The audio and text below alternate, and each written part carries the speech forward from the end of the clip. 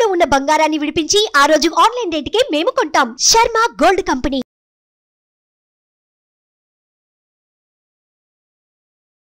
నమస్కారం, welcome to Suman TV. నేను గీతాంజలి. ఇవాళ మనతో పాటు ఉన్న అతిథి శ్రీ విద్యాపీఠం వ్యవస్థాపకులు, గత 45 సంవత్సరాలుగా శ్రీ విద్య ఉపాసనతోటి ఎంతో మందికి మంత్రోపదేశాన్ని చేసిన శ్రీ గురు కరుణామయ్య గారు ఉన్నారు. వారితో మాట్లాడి కొన్ని అమూల్యమైన విషయాలు తెలుసుకుందాం. గురువు గారితో మాట్లాడదాం. గురుగారు నమస్కారం అండి. ఎలా ఉన్నారండి? చాలా నిజంగా అమ్మకే కృతజ్ఞతలు చెప్పుకోవాలి. మళ్ళీ మీ విలువైన సమయం మాకు కేటాయించినందుకు, ఈ అవకాశం దొరికినందుకు. ఎన్నో సందేహాలు చాలా అంటే అవన్నీ నివృత్తి చేస్తూ వచ్చారు. అవి చిన్న చిన్నవే అయినా చాలా పెద్దవి జీవితంలో. అలా చాలా వరకు ప్రేక్షకులు కూడా వాటిని విని ఆచరిస్తున్నారు, ఆ పూజలు అవి చేసుకుంటూ ఉన్నారు. అందులో భాగంగా మరికొన్ని ప్రశ్నలు మా ముందు ఉంచారు, అవి నేను మీ ముందు ఉంచుతున్నాను. ఇందులో భాగంగా వారాహి అమ్మవారు నవరాత్రులు ప్రారంభమవుతున్నాయి. ఎక్కడ చూసినా ఈ అమ్మవారి గురించే. వారాహి అమ్మవారు ఇలా అట, తాంత్రికమైన పూజలు చేయాలంటారు కొంతమంది, లేదు సాధారణమైన పూజలు చేయాలని కొంతమంది. అసలు అమ్మవారు ఎవరు, వారాహి అనే పేరు ఎందుకు వచ్చింది, లక్ష్మీ అమ్మవారైనా, పార్వతీదేవియా, లేకపోతే సరస్వతీదేవియా, అసలు ఆదిపరాశక్తి, ఇలా ఎన్నో సందేహాలు ఉన్నాయి. అసలు ముందుగా వారాహి అమ్మవారు ఎవరు, ఆవిడ విశిష్టత, ఆవిడ అవతార విశిష్టత తెలియచేయండి. మంచి ప్రశ్న అడిగారు. శ్రీ విద్యా పరంగా చూస్తే శ్రీ విద్యలో గణపతి, బాల, రాజశ్యామల, వారాహి, లలితమ్మ, ఈ దేవతలు ఒక్కొక్క దేవత ఉపాసన కొన్ని నెలల పాటు చేసుకుంటూ వస్తే ఈ దేవతల వల్ల, గణపతి ఉపాసన వల్ల మూలాధారంలో మనకు ఉన్నటువంటి భయము, అనుమానము తొలగిపోయి ఫోకస్ అండ్ కాన్సన్ట్రేషన్ వస్తుంది, శ్రద్ధ, ఏకాగ్రత. దానికోసం 3 నెలలు ఉపాసన చేయాలి, 3-4 నెలలు. తర్వాత బాల ఉపాసన చేస్తే మనకున్న కోపాలు అన్ని పూర్తిగా పోయి ఎవరికి. అందుకే క్రోధ నాశిన్యే నమః అన్నారు, క్రోధ శమన్యే నమః అంటారు, లోభ నాశిన్యే నమః అంటారు. ఆవిడికి తెలుసు కోపం పూర్తిగా పోదని. ఎందుకంటే ఈ కామక్రోధాలని కొంచెం అదుపులో ఉంచడానికి బాల ఉపాసన ఇక్కడ ఏమిటంటే భగవంతుని పూజ చేస్తే ఇది మాత్రమే కాదు, ఇది కూడా మారాలి అన్నది మనకు తెలుసుకోవాలి. రాజశ్యామల ఉపాసన చేసినప్పుడు ఇక్కడ ఉంటుంది అనాహత. అక్కడ అన్కండిషనల్ లవ్, నిబంధన రహిత ప్రేమ. ఇది కష్టం ఈ రోజుల్లో. ప్రేమ అంతా నిబంధనమే. నా మీద ఏమాత్రం ప్రేమ ఉన్నా 5 గంటల ఇంటికి వచ్చేయండి, కండిషన్స్ పెడతాము. ఇది నిబంధనతో కూడిన ప్రేమ. అలా కాకుండా నిబంధన రహిత ప్రేమ, ఇంద్రియ నిగ్రహము. ఇకపోతే వారాహి ఇక్కడ వస్తుంది. ఈవిడ దండనాథ అంటారు, డిసిప్లిన్. అయ్యవారు నాన్నగారు, అమ్మవారు. ఈ అమ్మ ఎలా ఉందా ప్రేమించి అమ్మ ఈవిడ కొంచెం రూల్స్ ప్రకారం డిసిప్లిన్ లో. అందుకని వారాహి ఆజ్ఞాచక్రంలో ఉంటుంది. వారాహి అమ్మవారు అంటే కొంచెం భయపడతారు. ఎందుకు? మిగతా వాళ్ళు కూడా ఈవిడ ఉగ్రదేవత, అందువల్ల ఈవిడ పూజ చేయకూడదు అని చెప్పడం. దండనాథ పురస్కృత అని. నిజానికి వారాహి అమ్మవారు లక్ష్మీదేవి యొక్క ఇంకొక అవతారం. శ్రీచక్రం తీసుకుంటే మొదటి ఆవరణలో మధ్య లైన్లో 8 మంది మాతృకా దేవతలు ఉంటారు. 8 మంది అష్టమాతృకలు అంటారు. అంటే సప్తమాతృకలు విన్నాం. ఎట్లా చేస్తుంది ఇది? బ్రాహ్మి, మాహేశ్వరి, కౌమారి, వైష్ణవి, వారాహి, మాహేంద్రి, చాముండ, మహాలక్ష్మి. మహాలక్ష్మి ఇక్కడ ఉంటుంది మన కుడి పక్కనే ముందు భాగంలో, వారాహి ఇక్కడ ఉంటుంది. ఇద్దరు ఒక పక్కన ఉంటారు. మహాలక్ష్మి ఇంటికి కట్టిన తోరణాలలాగా, మామిడాకులు తోరణం, అరిట. ఇంట్లో వ్యాక్యూమ్ చేసుకోకుండా దుమ్ము దూరంలో ఉంది, బయట తోరణానికి ఉపయోగం ఉందా? ఈ ఇంట్లో దుమ్ము దోగరా ఉంది, బయట ఇలాంటి డ్రెస్సులు వేసుకుంటే ఏమైనా ఉపయోగం ఉందా? ఈ మంగళకరం మహాలక్ష్మి అయితే. వారాహి ఆవిడ ఫేస్ కూడా బోర్ ఫేస్ అంటారు ఇంగ్లీష్. దానికి ఒక కొమ్ము ఉంటుంది. ఆవిడ కొమ్ముతో లోపలికి తిరిగి ఒక పొక్లైన్ లాగా లోపల చెత్తంతా తీస్తుంది. ఎక్కడ బయట కాదు, ఇక్కడే ఉంది. రాక్షసులందరూ ఇక్కడే ఉన్నారు, మనం బయట ఉన్నారు కూడా. ఈ చెత్త తీసి బయట ఇక్కడ క్లీన్ చేస్తుంది. సో శుభ్రం చేసి లక్ష్మి, అశుభాన్ని తీసే లక్ష్మి వారాహి అయితే, శుభాన్ని తీసే లక్ష్మి మహాలక్ష్మి. ఇద్దరు మనకు కావాలి. వాక్యూమ్ క్లీనర్ కావాలి, మామిడి ఆకులు కావాలి. ఇలా ఆనందం క్షమించాలి. వాక్యూమ్ క్లీనరే వారాహి. మన ఇల్లు శుభ్రం చేస్తుంది ఇల్లు, కానీ శుభ్రం చేసేటప్పుడు మరి కొంచెం చప్పుడు అవుతుంది, లోపల తవ్వుతున్నప్పుడు బాధేస్తుంది. అంచేత ఏంటి, ఇది సాధారణంగా ఇది ఉపాసన చేయకూడదు. నాకు గుప్త నవరాత్రులు అని ఒక పేరు పెట్టాడు. గుప్త నవరాత్రులు అంటే ఏంటి, ఎవరికీ తెలియదు, అనాదిగా మరుగుపడిపోయింది. అంతేగాని గుప్తం అంటే ఎవరో గుప్తంగా చేసుకోవాలి అని అప్పుడు లలితా సహస్రనామం కూడా లలిత రహస్యనామ సహస్ర స్తోత్రం అంటారు. అని గుసగుసగా చదవండి, పైకి చదువుతారు, ఎవరు చదవకూడదు. ఇది ఏంటంటే పైన మీనింగ్ తీసుకుంటున్నారు. రహస్యనామం అంటే బిందు తర్పణ సంతుష్ట అంటే పైకి కనబడి అర్థం ఒకటి, లోపల కనబడి అర్థం ఒకటి. ఆ మూల ప్రకృతికి వెళ్ళాలి అని చెప్పి. అంటే వారాహి అంటే ప్రత్యేకించి వేరే ఉగ్రదేవత కాదు, ఆ మహాలక్ష్మి ఈ వారాహి. ఇది అనాదిగా తాంత్రికానికి వైదికానికి ఉన్న ఒక పోరాటమే. వైదికంలో ఒక నియమము నిబద్ధత, ఇలా వీళ్ళే చేయాలి వాళ్ళే చేయాలి ఇలాగే చేయాలి, అది కరెక్టే, అదొక స్కూల్ ఆఫ్ థాట్. కానీ తాంత్రికం అనేటప్పటికీ సినిమా వాళ్ళ పుణ్యం గారు తాంత్రికం హామ్ రూమ్ అనే మాంత్రికులు చేసిందే తాంత్రికం అంటారు. తంత్రము అంటే పద్ధతి, సంస్కృతంలో తంత్రం సర్వ యంత్రాత్మిక సర్వతంత్రాత్మిక సర్వమంత్రాత్మిక, సర్వతంత్రం అంటే అన్ని పద్ధతులు. ఇదే పద్ధతి అనుకుంటే అదొక రకం. ఇదేంటి, నీ మనస్సు ఉంటే చాలు, భక్తి ఉంటే చాలు, ఎలా ఉన్నా సర్వకాల సర్వావస్థలందు మంత్రం పండించుకో అనేది తాంత్రికం. నువ్వు అన్నం తినకుండా చేయాలి, ఈ బట్టలు వేసుకునే చేయాలి అనేది ఒక రకంగా వైదికం.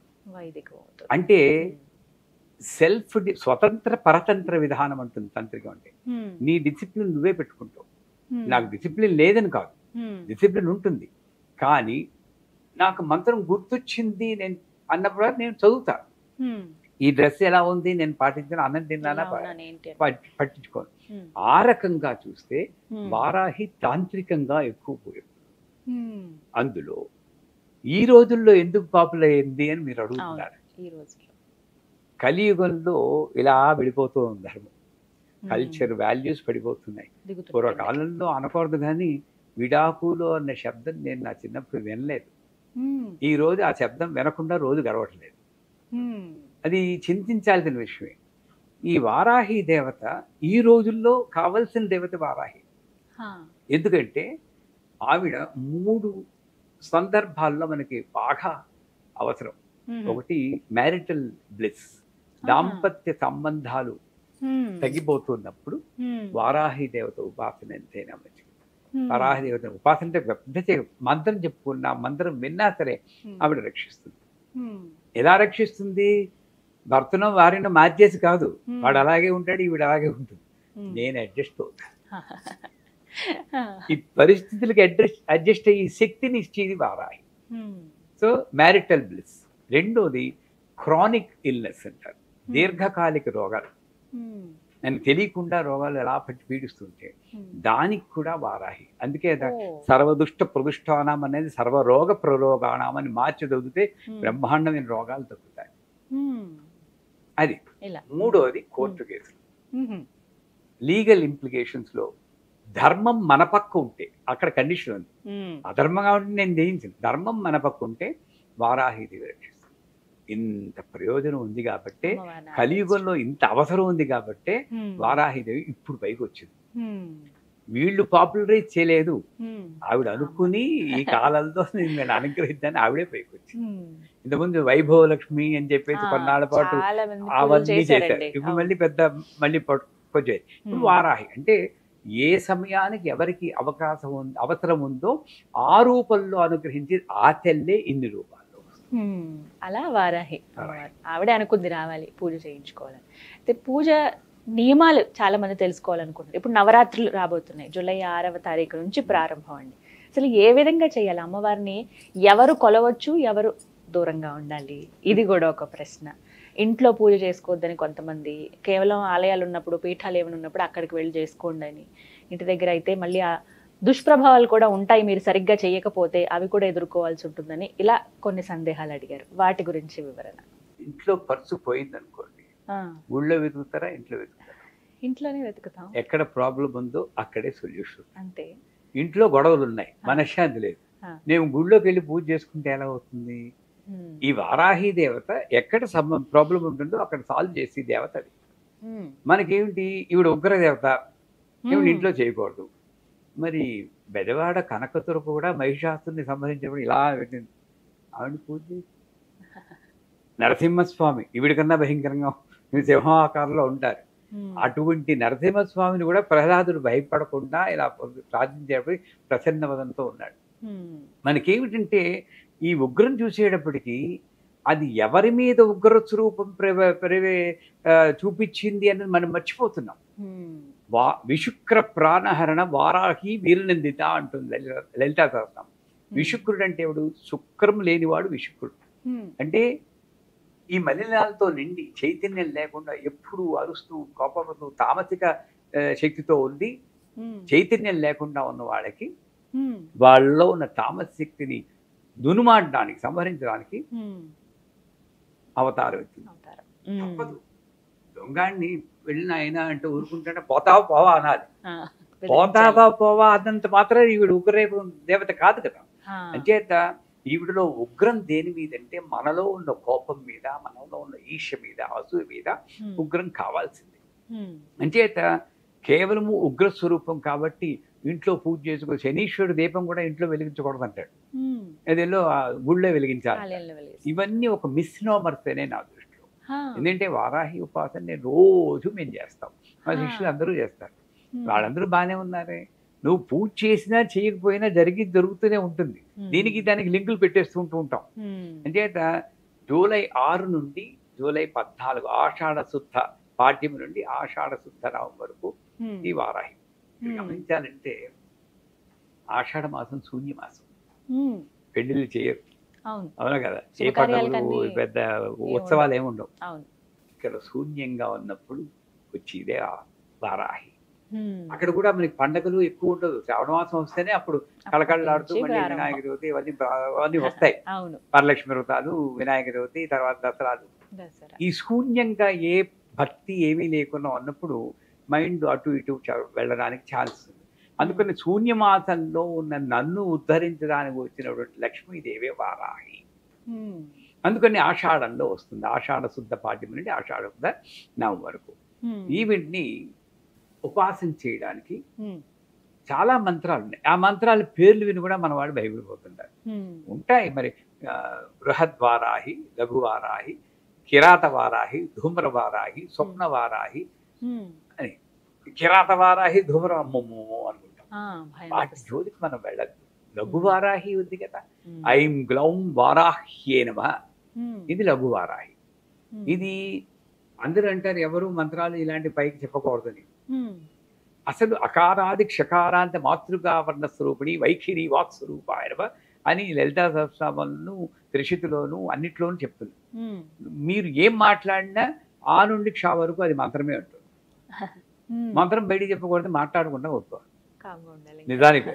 అంచేత ఈ వారాహి దేవతని ఈ 9 రోజుల్లోనూ 16 ఉపచారాలు పూజ చేసి, లేదు నాకు రాదు 5 ఉపచారాలు గంధ పుష్ప ధూప దీప నైవేద్యం, ఐం గ్లౌం వారాహ్యే నమః, ఐం గ్లౌం వారాహ్యే నమః అనుకుంటూ చేసి వారాహి అష్టోత్తరం అని ఆ అష్టోత్తరంతో పూజ చేసి ఈవిడికి నైవేద్యం. ఇక్కడ కూడా ఏమిటంటే ఆవిడికి అదంటే ఇష్టం, ఈవిడికి ఇదంటే ఇష్టం, మనకున్నట్లే ఇష్టాలు పెట్టేందుకు తృప్తి పడిపోతూ ఉంటాం. ఇక్కడ ఆవిడికి ప్రీతి లేదు, అప్రీతి లేదు, ధర్మము లేదు, అధర్మం లేదు, వీటికి అన్నిటికీ అతీతం, రూపాతీత, గుణాతీత, నామాతీత, తత్వాతీత, అతీతమైన భగవంతుని పట్టుకొని ఆవిడికి ఇదంటే ఇష్టం అంటే. కానీ ఇక్కడ రక్తవర్ణ మాంసనిష్ట గుడాన్న ప్రీతమానస అని లలితా సహస్రనామం. మాంసనిష్ట అంటే మాంసం అంటే ఆవిడికి ఇష్టం అని.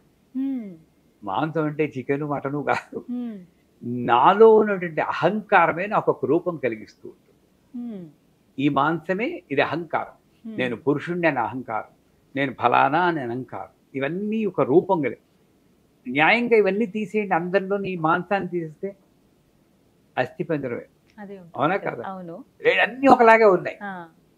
ఐడెంటిటీ కలిగించేది మాంసం. ఈ ఐడెంటిటీ అన్న అహంకారాన్ని తీసేస్తుంది కాబట్టి ఆవిడ మాంసం ఇష్ట. కానీ ఆవిడకి ఇష్టం కదా, నేను మాంసం పెట్టలేను కదా. మాంసానికి ప్రతీకగా మినపగారెలు పెడతారు. ప్రతీక పెట్టి మళ్ళీ ఉగ్రదేవత కదా ఎందుకంటే ఒక తేనె చుక్కు వేస్తాం.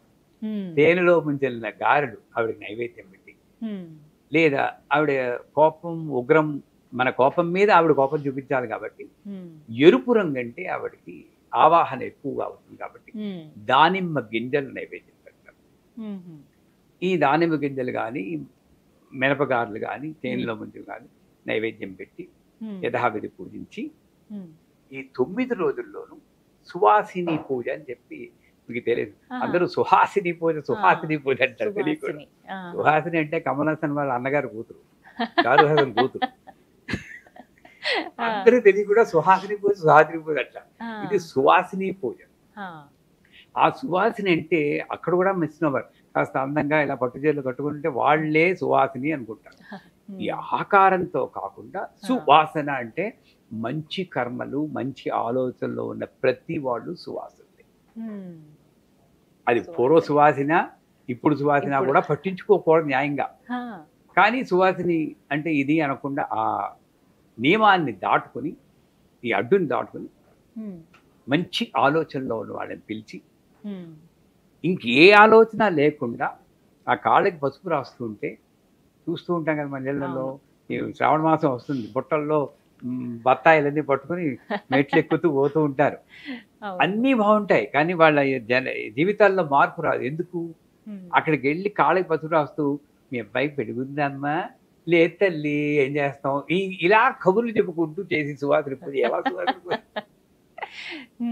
అదే సువాసిని పూజ చేసినప్పుడు ఆవిడ్ని మాట్లాడకుండా కూర్చోమనాలి. అమ్మ కళ్ళు మూసుకుని కూర్చొని అమ్మవారిలా కూర్చోడు తల్లి అని జపం చేసుకోండి. నేను కూడా ఇంకొక ఇతరమైన విషయాలు మాట్లాడకుండా ఆ పాదాలకి పసుపు రాసి చక్కగా బొట్టు పెట్టి ఆవిడ పీకేయకుండా, ఎలా పీకేయకుండా ఆ పువ్వులేవో ఒళ్ళో పెట్టి ఆ సువాసినికి యథాశక్తి మన శక్తి కొలిది పూజ చేసి చీరో జాకెట్ ఏదో ఇచ్చి చేయడం. చేశాక మూడో నియమం ఏంటంటే వారాహి తర్పణాలు అన్నాయి. ఇక్కడ తర్పణం అనగానే పోయిన వాళ్ళే మనకు గుర్తు, అవునా కదా? తర్పణం అంటే వాడికి. కానీ తర్పణం అంటే దేవతర్పణం, ఋషి తర్పణం, పితృతర్పణం అని 3 తర్పణాలు. తర్పణం అనేది ఇది తర్పణం అంటే, తర్పణం అంటే నా ఆనందాన్ని కృతజ్ఞతని తెలుపుకోవడానికి చేసే ప్రక్రియని తర్పణం అంటారు. పితృతర్పణాలు కూడా తాతగారు చాలా థ్యాంక్స్ అండి, మా నాన్నగారు అమ్మగారిని ఇచ్చారు, మంచి జీవితాన్ని ఇచ్చారు, థ్యాంక్ యూ వెరీ మచ్. పితృతర్పణం. దేవుడా థ్యాంక్స్, దేవతర్పణం. గురువా థ్యాంక్స్. ఈ కృతజ్ఞతాపూర్వకంగా అయితే తర్పణం. అంచేత వారాహి దేవత కూడా శూన్యమాసంలో వచ్చేవాడికి అమ్మా నా జీవితాన్ని రక్షిస్తూ ఉండు తల్లి, థ్యాంక్ యూ వెరీ మచ్ అనుకుంటూ పంచామృతాలు. పంచామృతాలు అంటే ఏమిటి మీకు తెలుసు, పాలు, పెరుగు, నెయ్యి, తేనె, పంచదార ఇవన్నీ కలిపి, అది కూడా మన వాళ్ళు ఏం చేస్తారు, అన్ని ఇంత చేసి చెక్కగా జిగటగా చేసి ఎక్కి అవి మేమీ పోస్తే ఎలా ఉంటుంది మీకు అసలు, అయితే నెయ్యి తేనె ఒకటి ఇంత కలిపి పెరుగుని చేత అక్కడ కూడా పాలు ఎక్కువ పోసి ఈ పెరుగు నెయ్యి లాంటి కొంచెం తక్కువ దాంతో ఇలా పెట్టి తర్పణం. ఐంగ్లం వారాహీనవ తర్పయానం, ఐంగ్లం వారాహీనవ తర్పయానం. దీనికి దీక్ష అక్కర్లేదు, భయపడక్కర్లేదు. ఆవిడ మరీ కోపం నరికేస్తుంది రకమన్, అంతకన్నా గొప్ప అదృష్టం ఏముందమ్మా ఆవిడ చేతితో తేవడం కదా. ఈ రకమైన ధైర్యం ఉంటేనే నీకు ధీరాధీర సమర్జిత అంటుంది అమ్మవారు. ఈ ధైర్యం ఉంటేనే తగ్గుతుంది. హిందీలో కూడా దిల్వాలే దుల్హనియా లే జాయేంగే. నువ్వు దిల్వాలేవా లేక అధీరుడు వాళ్ళది దుల్హన్ నీకు దొరకాలా లేదా అని నిర్ణయిస్తుంది. ధైర్యంగా నువ్వు పూజ చేయి. ఐంగ్లం వారాహినం తప్పేయాలి చేసి చివరగా కండిషన్ ఏంటంటే, ఉత్తప్పుడు ఎలాగా అందరి మీద అరుస్తూనే ఉంటాం, ఆ 9 రోజులైనా కాస్త నోరు అదుపులో పెట్టుకుని ఎవరి మీద అరవకుండా శాంతి. ఇది చాలా కష్టం. బూర్లు పులిహార్లు ఎన్నైనా చెప్పి ఇలా పూజ చేస్తున్నప్పుడు కూడా ఏదో ఒకటి ఉంటుంది. కనీసం ఆ 9 రోజులు పూజ మన నోరు అదుపులో ఉంటుంది. ఎవరిని అరవకుండా మీలాగా మంగళకరంగా అలంకరించుకుని మంగళకరమైన ఆలోచనలతో, మంగళకరమైన వాక్కుతో మంగళకరంగా నవరాత్రులు గడిపితే తప్పకుండా ఆ మహాలక్ష్మి వారాహి రూపంలో మన సంసారాల్ని రక్షిస్తుంది, అందులో సందేహం లేదు. చక్కగా వివరించారు. అయితే ఇంకా కొన్ని సందేహాలు ఉన్నాయి. ఇందులో ఏమిటంటే ఏ సమయంలో అమ్మవారికి పూజ చేయాలి? అమ్మవారు గుప్త దేవత కదా, సాయంత్రం వేళ అంటే చీకటి పడినప్పుడు వారాహి అమ్మవారికి పూజిస్తే చాలా మంచిది అంటూ ఉంటారు. ఎంతవరకు నిజమండి? కరెక్ట్. ఆ రకంగా వారాహి దేవతల చండి, కాళి ఇవన్నీ కూడా సాయం సమయంలో చేస్తే, ఇందాక చెప్పిన శూన్యమాసం ఎప్పుడు నీకు లైట్ కావాలి? చీకటిగా ఉన్నప్పుడు. పొగలు బ్యాటరీ లైట్ వేసుకుంటే పిచ్చాడంటారు. అంచేత రాత్రి చీకటి అంటే నాకు సరైన ఆలోచన తప్పనప్పుడే నాకు అమ్మవారి యొక్క సాయం కావాలి. ఆ రకంగా నాలో చెడు ఆలోచనలు రావడానికి ఆస్కారం ఉన్నటువంటి సంధ్యా సమయంలో వారాహి దేవతని పూజ చేస్తే మంచిది. వీళ్ళెవరిలో కొంతమంది ఇంకో చూసారా, వార్తాళి ప్రయోగం రాత్రి పొగలు చేయకూడదన్నారు, అంతేతే మీరు చేయకూడదు అని కొంతమంది వాదిస్తూ వారాహిని పూజ చేయకూడదు, మీరు మామూలుగా చేస్తే చాలంటారు. అక్కడ ప్రయోగం వేరు, పూజ వేరు. వార్తాళి ప్రయోగం పగలు పనికిరాదు నేను అంటాను. ప్రయోగం అంటే ఏదో సాధించడం కోసం చేసి, కానీ నేను ప్రేమతో చేస్తాను అనుకున్నప్పుడు ఎప్పుడు చేసినా పర్వాలేదండి. సర్వకాల సర్వావస్థ లేదు, జపింపదగిందే నామం. కానీ విశేషంగా నాకు ఫోకస్, కాన్సన్ట్రేషన్ ఉండి ఫలితాలు రావాలంటే సాయం సమయంలో ఈ వారాహి పూజ చేస్తే చాలా మంచిది. అలాగని రాత్రి అందరూ పడుకున్నప్పుడు రామ్ హ్రీం భ్రూమ్ అని కేకలు పెట్టారంటే అది మంచిది కాదు. మరి అర్ధరాత్రి కాదు, ఏదో సాయం సమయంలో సూర్యాస్తమైన సమయంలో వారాహి దేవతని పూజ చేస్తే చాలా మంచిది.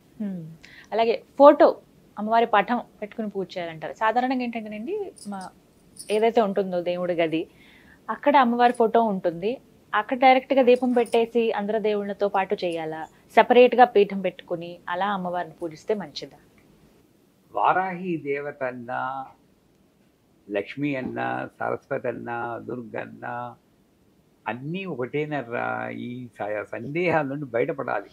అమ్మవారు 11వ చాప్టర్లో 10వ చాప్టర్లో చెప్తుంది, ఏకైవాహం జగత్యత్ర తృతీయా కామమా పరా పశ్యేత దుష్ట అని ఆ రాక్షసుని తిరుగుతుంది. రాక్షసు అంటాడు, బ్రాహ్మీ మాహేశ్వరి ఇంతమంది ఆడవాళ్ళని పెట్టుకుని యుద్ధం చేస్తున్నావు, ఇల్లుంటే ఒక్కదాన్ని రా నేను చూసుకుంటానంటాడు. పిచ్చాడా, వీళ్ళందరూ నేనేనరా, నా విభూతులే వీళ్ళందరూ. ఆ లెక్కకు వస్తే స్త్రీలందరూ నా విభూతులే అంటారు. ఆ ముక్క మొగాళ్ళందరూ పాటిస్తే ఎప్పుడో బాగుపడుతుంది లోకం. స్త్రీలందరూ నా విభూతులే అని చెప్పింది అమ్మవారు. ఆడవాళ్ళ రూపంలో ఎవరు వచ్చినా అమ్మవారి స్వరూపమే. అలా అన్నప్పుడు వారాహి దేవతను మాత్రం సెపరేట్గా పెట్టుకుంటే వెలేసినట్టు అవుతుంది. నాకు ఎక్కడ కన్వీనియంట్గా ఉంటుందో, ఏది పూజలు అక్కడే ఆ ఫోటో పెట్టుకుని, అసలు ఇన్ఫ్యాక్ట్ మాకు సమస్యలతో మెసేజ్లు పంపిస్తూ ఉంటారు. మేము వాళ్ళకి ఒకటే చెప్తాం, వారాహి ఫోటోది పెద్దది ఎన్లార్జ్ చేసి, మీ సమస్య ఎంత పెద్ద అయితే అంత ఎన్లార్జ్ చేసుకోండి, 3 అడుగులు 2 అడుగులు చేసి లివింగ్ రూమ్లో పెట్టండి. అంటే టీవీలో ఎక్కడో అది అప్పుడప్పుడు మనం చూస్తూ ఉండాలి. ఎక్కువ సార్లు మన దృష్టి వాటి మీద పడాలి. పూజ కూడా అక్కర్లేదండి నిజంగా. ఆ వారాహి మంత్రం ఉంటుంది, ఈ మంత్రంలో ఉంటుంది నాదం ఉంటుంది. ఈ నాదం బ్రెయిన్ వేవ్స్ మన సిగ్నల్స్ పంపించి ఆ మనిషిని మారుస్తుంది. ఇది చేస్తే చాలంటాం. చేత వారాహి పూజని ఫోటోనైనా సరే మీరు పూజ గదిలోనే పెట్టుకోండి, అక్కడే చేయండి.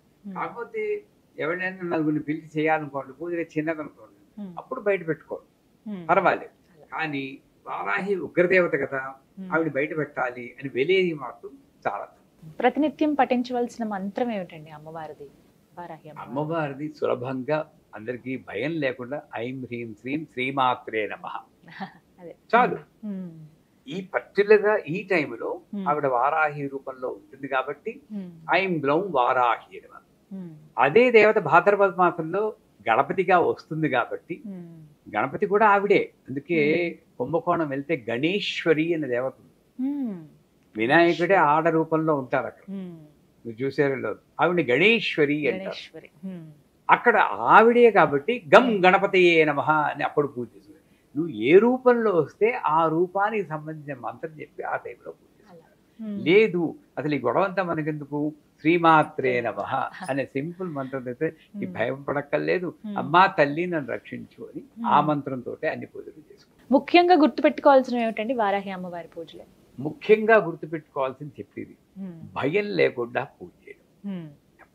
రాహ్ అంటే చీకటి, చీకట్లో వా అంటే అభయము, అమృతము, అభయార్థం, వరద అంటారు. నా చీకట్లో నన్ను రక్షించి తల్లి ఈవిడే అని నేను గుర్తుంచుకుంటూ ఉంటాను. నెంబర్ 1. నెంబర్ 2, వారాహి ఆజ్ఞాచక్రంలో ఉంది కాబట్టి నా ఆలోచనల్ని నియమబద్ధంగా వెళ్ళేటట్టు చేసి లక్ష్మీదేవి ఆ వారాహి. ఈ వారాహిదేవి ఇప్పుడు శ్యామాదేవి ఉపాసన చేస్తున్నప్పుడు కొన్ని నియమాలు పెట్టారు. ఆ నియమాలు అంటే ఏమిటి, మనల్ని మార్చడం కోసమే. కృష్ణుడు నలుపు, శ్యామ నలుపు అని చెప్పి నల్ల పిల్లాని గేలి చేయకూడదు అంటారు. ఉత్తప్పుడు వీడు నల్ల పిల్లాని గేలి చేయకరా అంటే వీడు విండు. నువ్వు శ్యామ ఉపాసన చేస్తున్నావు వాడిని నల్ల పిల్ల అనుకురా అంటే అమ్మో శ్యామ ఉపాసన కాబట్టి ఎలాగో ఒకలా వాడిని మార్చడం కొద్దిగా. అసలు ఎప్పుడు కూడా ఎవరిని గేలి చేయకూడదు. అలాగా శ్యామ అన్నప్పుడు ఇలా గేలి చేయకూడదు. అలాగే వారాహి ఉన్నప్పుడు సాధ్యమైనంత వరకు మన కోపాన్ని వారాహి దేవతతో అదుపులో ఉంచుకోవాలి. అయితే వారాహి ఉపాసన చేస్తూ నేను అందరి మీద కోపాన్ని ప్రదర్శిస్తాను అంటే అది అంత మంచిది కాదు. కోపాన్ని అదుపులో ఉంచుకోవాలి. ఆ అదుపులో ఉంచుకోవడానికి ఈ మంత్రం పనిచేస్తుంది. ఏ మంత్రం? ఐం గ్లౌం వారాహ్యే నమః. గ్లౌం అనేది గకార లకారం, అంటే గ అంటే గణపతి, ల అంటే లక్ష్మీదేవి యొక్క సౌభాగ్యం. అంటే స్థిరమైనటువంటి సౌభాగ్యం ఏమిటి మీకు నాకును? సంతోషంగా స్థిరమైన సౌభాగ్యం. గ్లౌమ్ అనగానే శాంతం వస్తుంది.